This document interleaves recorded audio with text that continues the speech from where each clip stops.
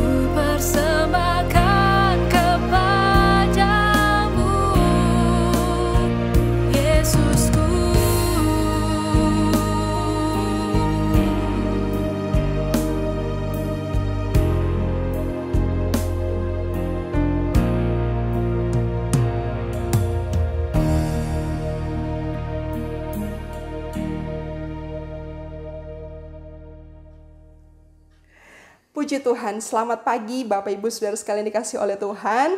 Saya senang pagi hari ini boleh kembali berkesempatan menyapa Bapak Ibu sekalian lewat tayangan ini.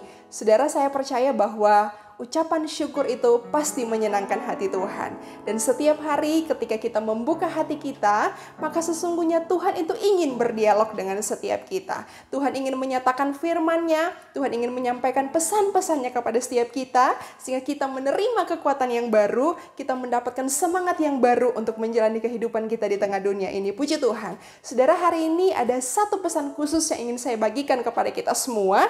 Firman Tuhan dari kitab 2 Tawarik pasal yang ke-15. Ayatnya yang ke-7, sekali lagi 2 Tawarik pasal yang ke-15, ayatnya yang ke-7, demikian bunyi firman Tuhan. Tetapi kamu ini, kuatkanlah hatimu, jangan lemah semangatmu, karena ada upah bagi usahamu. Sekali lagi saya bacakan saudara, tetapi kamu ini, kuatkanlah hatimu, jangan lemah semangatmu, karena ada upah bagi usahamu. Puji Tuhan. Saudara, apa sebetulnya latar belakang dari ayat ini? Ayat ini adalah firman Tuhan yang datang kepada Raja Asa, Raja Yehuda pada waktu itu. Pada waktu kejadian sebelumnya orang-orang Yehuda itu mengalami pertempuran menghadapi orang-orang Ethiopia. Setelah mereka sebelumnya mengalami penyerangan, mereka dijajah, mereka dianiaya. Tapi pada waktu itu Raja Asa berseru kepada Tuhan dan Tuhan melepaskan mereka. Tuhan meluputkan mereka. Lalu kemudian Tuhan memberikan firman ini. Tuhan berfirman melalui seorang nabi yang bernama Nabi Asaria kepada Raja Asa ketika itu. Saudara, sebetulnya di bagian sebelumnya pun Tuhan sudah berfirman kepada Asa. Dikatakan bahwa Tuhan itu akan beserta kamu kalau kamu juga mau berjalan bersama dengan Dia. Kalau kamu mau beserta dengan Dia, maka Dia pasti besertamu. Kemudian, bila mana kamu mencari Dia, maka pasti Dia berkenan ditemui olehmu. Tetapi, bila mana kamu meninggalkannya, kamu juga akan ditinggalkannya. Demikian kira-kira kurang lebih firman Tuhan yang disampaikan kepada Raja Asa pada waktu itu. Jadi saudara, adalah pilihan ya. Raja Asa mau ikut Tuhan atau tidak, dia mau sungguh-sungguh atau tidak. Kalau dia meninggalkan Tuhan, maka dikatakan dia dan bangsa Yehuda juga pasti ditinggalkan oleh Tuhan. Nah, sesudah berfirman demikian, baru Tuhan berkata melalui Nabi Asaria. Ini setelah Raja Asa memilih untuk taat ya saudara. Tuhan berfirman melalui Nabi Asaria, dikatakan bahwa kamu ini kuatkanlah hatimu. Saudara, ini pesan juga untuk setiap kita pada pagi hari ini. Dikatakan di firman Tuhan hari ini bahwa kuatkanlah hatimu, jangan lemah semangatmu, karena ada upah bagi usahamu. Haleluya saudara yang dikasih oleh Tuhan. Pesan Tuhan bagi kita semua pada pagi hari ini, yang pertama dikatakan bahwa kuatkanlah hatimu. Ayo saudara, dimanapun saudara berada hari ini, saya mengajak kita semua, ayo kuatkan hati kita. Ini sebetulnya berbicara tentang keteguhan iman kita untuk terus mempercayai Tuhan. Raja Asa saudara dicatat dalam kitab 2 Tawarik ini, kalau kita membaca mulai dari pasal yang ke-14, di situ kita akan mendapati bahwa dia memilih untuk melakukan hal-hal yang baik dan benar di hadapan Tuhan. Di pasal 14 di sana saudara akan mendapati bahwa dicatat Raja Asa ini dia menjauhkan mezbah-mezbah asing dan bukit-bukit pengorbanan. Dia bahkan memecahkan tugu-tugu berhala dan menghancurkan tiang-tiangnya. Bahkan dia memerintahkan semua orang Yehuda supaya harus mencari Tuhan dan mentaati semua hukum-hukum dan perintah-perintahnya. Itu sebabnya saudara, di pasal yang ke-15 ini Tuhan berkata kepada Raja Asa, kuatkan hatimu Asa. Tuhan memberi peneguhan lagi kepada Asa ketika itu bahwa apa yang dia lakukan itu adalah hal yang baik. Dan Tuhan mengharapkan supaya Asa jangan sedikit pun bergeser dari hal-hal yang baik yang sudah dia lakukan itu. Tapi dia harus semakin meneguhkan hatinya. Dia harus semakin menguatkan hatinya untuk terus melakukan hal-hal baik itu di hadapan Tuhan. Saudara, jangan terkontaminasi sedikit pun dengan hal-hal yang lain yang tidak berkenan di hadapan Tuhan, sehingga menggeser semua hal-hal yang baik yang sudah dilakukan sebelumnya. Kuatkan hati, semakin teguhkan hati kita, makin kokoh, makin giat melakukan semua yang menyenangkan hati Tuhan. Demikian firman Tuhan berkata, demikian juga pesan Tuhan untuk setiap kita pada pagi hari ini. Ayo kuatkan hati kita untuk terus setia mengiring Tuhan. Jangan bergeser saudara, jangan berubah meskipun situasi dan kondisi dunia ini mungkin akan semakin berubah. Di tahun 2023 mungkin kita banyak mendengar prediksi-prediksi yang suram. Tapi mari kuatkan hati kita, sebab di tahun 2023 ini Tuhan yang menyertai kita tidak berbeda. Tuhan yang menyertai kita di tahun 2023 ini tidak berubah dengan Tuhan kita yang menyertai kita di 10 atau 20 atau bahkan 30 tahun yang lalu. Tuhan yang sama menyertai kita, dan Tuhan yang sudah menolong di tahun-tahun yang lalu itu akan tetap dan terus menolong kita juga di tahun 2023 ini. Bahkan Tuhan yang sama yang menolong Asa, Tuhan itu juga yang akan menolong saya dan saudara. Hanya bagian kita adalah kuatkan hati kita untuk terus mempercayai Dia. Puji Tuhan. Yang kedua, saudara. Yang kedua dikatakan bahwa jangan lemah semangatmu, saudara. Asa pada waktu itu dia menghadapi tentara Ethiopia. Dicatat dalam firman Tuhan itu ada sebanyak 1.000.000 orang dan 300 kereta. Itu ada di pasal 14 ayat yang ke-9. Sedangkan pasukan Asa dari Yehuda dan Benyamin itu sudah digabungkan, totalnya cuma 580.000. Itu bukan lawan yang seimbang, hanya 50-50, hampir 50-50 begitu ya saudara. Tapi Tuhan bilang kepada Asa, jangan kecil hati Asa, jangan menjadi lemah, jangan kehilangan semangat, maju saja. Selama mereka masih berseru kepada Tuhan, seperti kata firman Tuhan tadi di pasal yang ke-14, selama mereka berseru kepada Tuhan, Tuhan yang akan memukul kalah orang-orang Ethiopia itu di hadapan mereka. Dan ternyata memang benar hal itu terjadi. Itu dicatat di pasal 14 ayat yang ke-12 sampai ayat yang ke-12 sampai ayat yang ke-13. Untuk kita semua hari ini saudara, jangan karena kita mendengar banyak prediksi-prediksi suram di tahun 2023 ini, kemudian kita menjadi lemah, kita menjadi kehilangan semangat untuk menjalani hidup kita.